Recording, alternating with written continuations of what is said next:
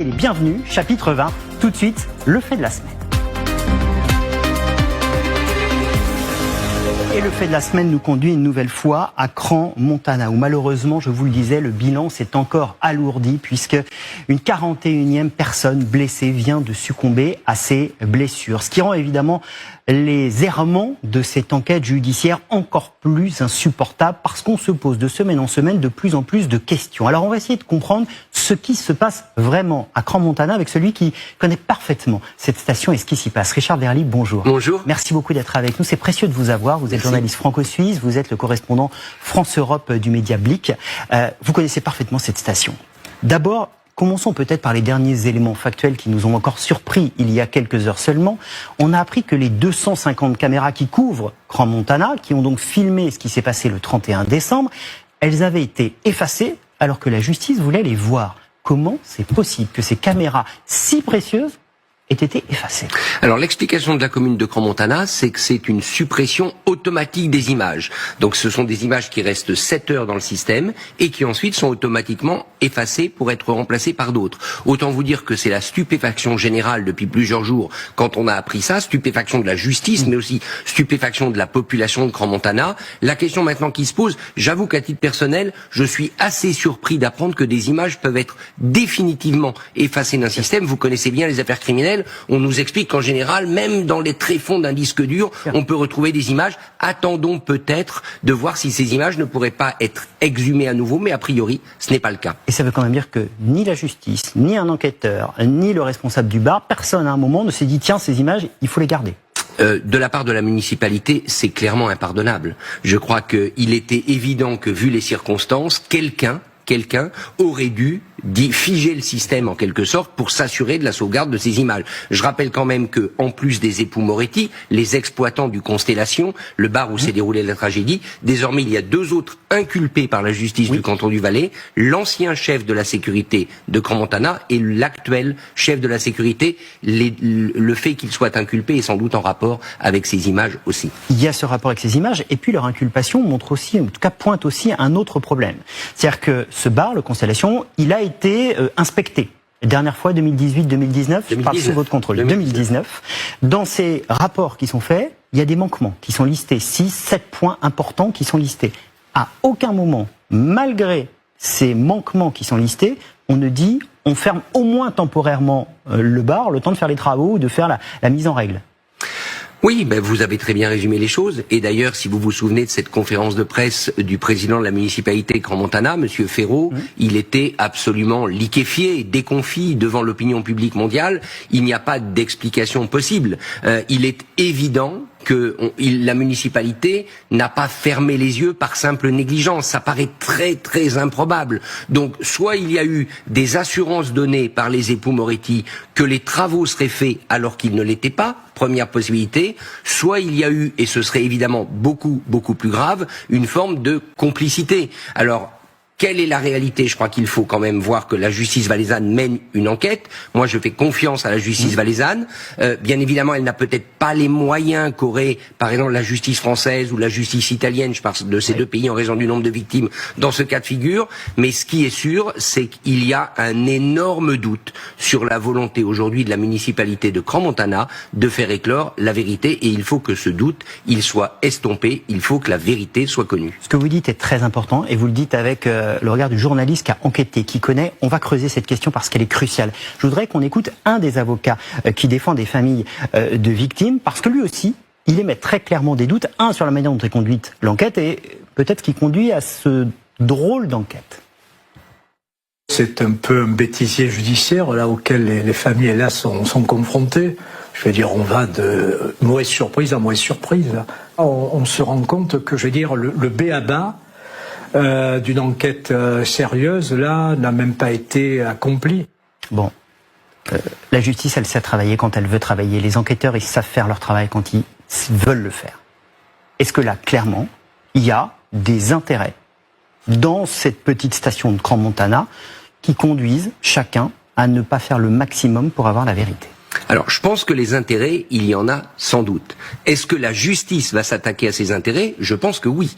Donc attention, les deux, c'est pas parce qu'il y a des intérêts dans une station de sport d'hiver où tout le monde se connaît peut-être trop, où tout le monde se fait confiance, peut-être trop, ça ne veut pas dire que la justice ne va pas faire la lumière. Je crois qu'il ne faut pas confondre les deux choses. Aujourd'hui, la justice du canton du Valais semble résolue à faire la lumière. Il y a juste 2 points qui interpellent, et je pense que c'est à ça que faisait référence cet avocat français, si je ne me trompe pas.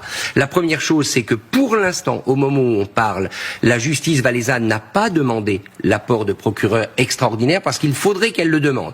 Il faudrait en l'occurrence que le Parlement du canton du Valais sollicite l'apport de procureurs extraordinaires. Pour simplifier et vulgariser outrageusement la réalité, il y a la justice du Valais, de ce petit canton, et puis il y a la justice fédérale, la justice du pays qui pourrait saisir, mais qu'à la demande du Valais, qui pourrait dire, bon, ça nous dépasse, ça dépasse nos compétences, il nous faut un procureur extérieur. C'est ça. En France, on appellerait ça dépayser une affaire. En Suisse, ce n'est pas possible. On ne peut pas prendre l'affaire et la confier à une autre juridiction. En revanche, on peut amener sur cette affaire des éléments extérieurs, donc qui ne sont pas soupçonnés de conflit d'intérêts. Sauf que la justice, on va pas lui faire un procès à la justice du Valais, mais il n'y a pas de perquisitions qui ont été faites.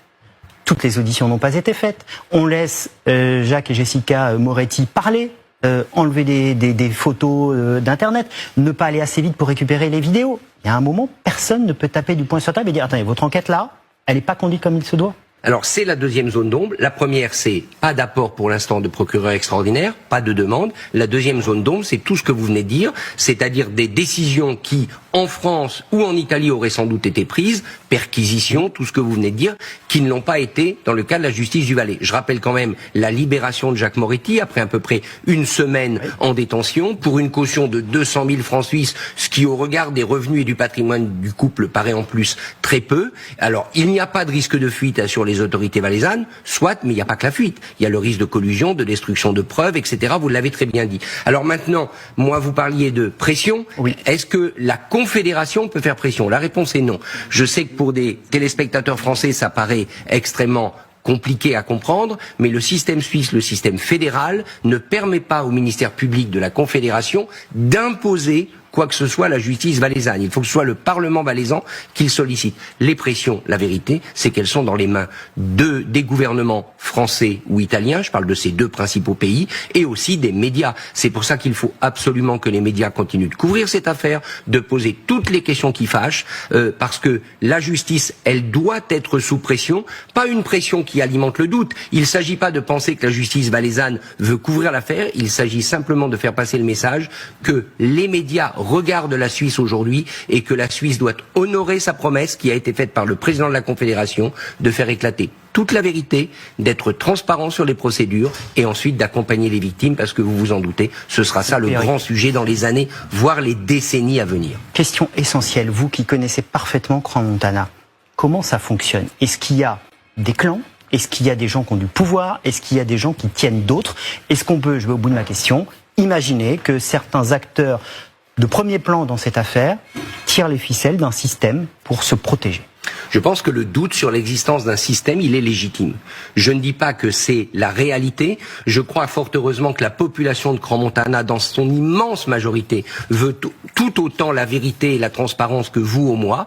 Mais la réalité, c'est que dans ce genre de situation, dans un canton, le Valais, qui est un canton montagnard, où un certain nombre de familles dans chaque vallée et eux tiennent effectivement beaucoup de choses, il est légitime de s'interroger. Et c'est pour ça que la presse internationale et que les gouvernements et surtout la justice italienne et française doivent faire pression. Dans le cas de la France, je le rappelle, pour l'instant, il y a eu une procédure miroir ouverte, c'est-à-dire au fond un guichet d'information ouvert par le parquet de Paris. Peut-être faudrait-il aller plus loin, nommer un juge d'instruction, délivrer une commission rogatoire, parce qu'à ce moment-là, la commission rogatoire pourrait obliger la justice suisse à faire un certain nombre d'actes comme les perquisitions dont vous parlez. Donc moi je dis que le doute est légitime, il est normal et les Suisses qui ne le comprennent pas doivent l'entendre. Il y a des Suisses qui aujourd'hui, moi je reçois des messages en disant vous n'êtes pas assez patriote, vous ne défendez pas la Suisse. C'est pas le sujet. Moi je fais confiance à la justice du canton du Valais. Je sais que la population du Valais veut la vérité, mais il faut s'assurer que la vérité pourra éclore. Et d'ailleurs il y avait encore des dizaines de familles qui défilaient hier avec des panneaux vérité. Absolument. Parce qu'ils attendent la vérité. Une dernière question. Quand il y a des enjeux de pouvoir comme ça, c'est des histoires d'argent, très souvent. Est-ce que c'est un milieu, Crans-Montana, où, allez, circule beaucoup d'argent? Évidemment. Franchement, Crans-Montana est une des stations les plus huppée d'Europe. En France, vous avez Courchevel, en Suisse, vous avez Crans-Montana, vous avez Zermatt, c'est des noms qui doivent vous dire quelque chose. Donc, c'est une station, alors là, il faut le savoir, qui n'est pas très fréquentée par les Français, c'est plutôt une station italienne. Et c'est d'ailleurs pour ça que les Italiens sont vent debout. Madame Meloni a demandé à ce que la justice italienne soit associée à l'enquête. Madame Meloni a rappelé son ambassadeur, ce qui n'a pas été le cas de la France. Donc oui, il y a beaucoup d'argent à Crans-Montana, mais c'est aussi la preuve du succès de la station, de sa bonne gestion. Sauf que là, maintenant, on est devant un moment où il va falloir que Crans-Montana fasse face à ses responsabilités. Le canton du Valais a déjà délivré, ou plutôt débloqué, 10 millions de francs suisses, c'est-à-dire environ 12 millions d'euros pour un fonds de compensation. La Confédération, par la voix de son président Guy Parmelin, a dit qu'elle ferait le nécessaire. Je m'attends à ce que dans les semaines à venir, un fonds très conséquent soit débloqué par les autorités suisses au niveau cantonal et au niveau national pour accompagner les familles, c'est-à-dire indemnité, mais c'est aussi paiement de tous ces soins extrêmement longs, extrêmement coûteux qui se déroulent en ce moment pour la centaine de victimes. Avec évidemment la vérité à la clé, c'est le principal aussi pour les... Et un procès qui sera un procès très important et qu'il faudra suivre de près. Merci beaucoup Richard Valli, c'était passionnant, précieux de vous avoir avec nous aujourd'hui dans Histoire criminelle.